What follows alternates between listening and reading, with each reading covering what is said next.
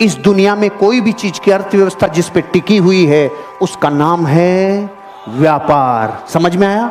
अब सुनो कहानी व्यापारी की।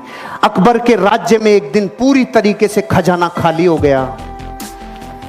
अकबर के राज्य का खजाना खाली हो गया तो अकबर ने किसको बुलाता? ऐसे बुरे वक्त में किसको बुलाता अकबर?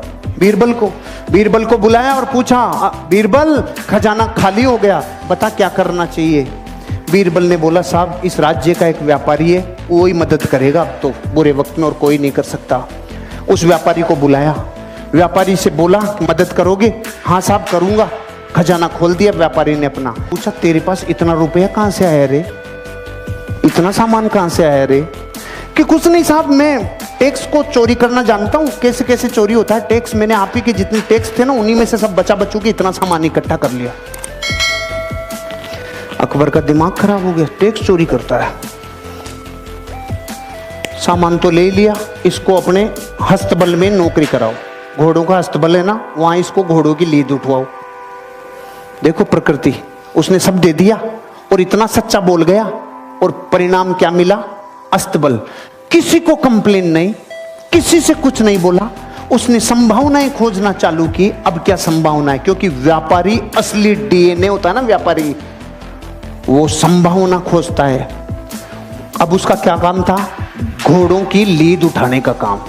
6 महीने बाद अकबर का खजाना फिर खाली। खजाना खाली, किसको बुलाता? बीरबल को। बीरबल को बोला, भाई अब क्या करें, खजाना फिर खाली हो गया। बीरबल ने बोला, उसी को बुलाना पड़ेगा। अरे कि उसके पास अब क्या सामान बचा है? वो तो अपने घोड़ों की लीद उठाता है। कि नहीं, वो व्यापारी है, उसको बुलाओ, मदद वो ही करेगा और कोई कर ही नहीं सकता।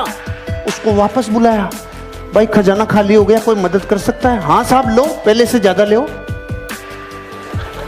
अकबर ने बोला, अब की बार कहां से लाया रे तू?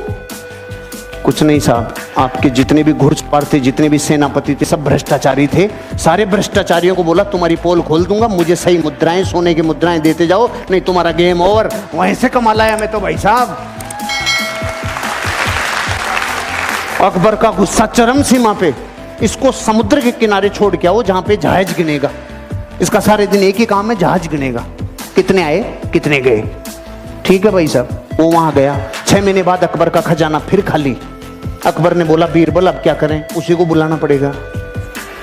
अरे कि उसके पास तो निचोड़ लिया, अब क्या बचा है? कुछ भी हो जाए, बुरे वक्त पे देश को चलाने के लिए व्यापारी की जरूरत है। अरे कि सच में? कि हाँ बुलाओ, भाई मदद करेगा। हाँ साहब, पहले से डबल ले लो। अरे अब की बार कहां से लाया?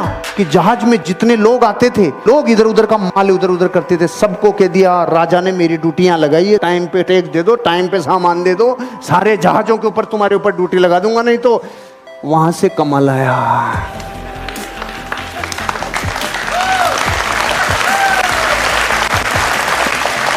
अगर मूर्ख होता और डीएनए व्यापारी का नहीं होता तो रोता रे। घोड़ों की लीद में से सामान निकाल लाया, जहाजों को गिनने में से सामान निकाल लाया। इसे कहते हैं धरती का असली व्यापारी, जो इंसान अपनी जिंदगी में संभावनाओं को गोबर में से भी निकाल लाए। और वो हैं करम फूटे धरती के, जिनके पीढ़ियों से कई सामान आ गए लेकिन उसने बत्ती लगा के रख दी। जो संभावनाएं खोजेगा दुनिया में वही बापू बनेगा। संभावनाएं खोजो, ये व्यापार में अनंत संभावनाएं हैं।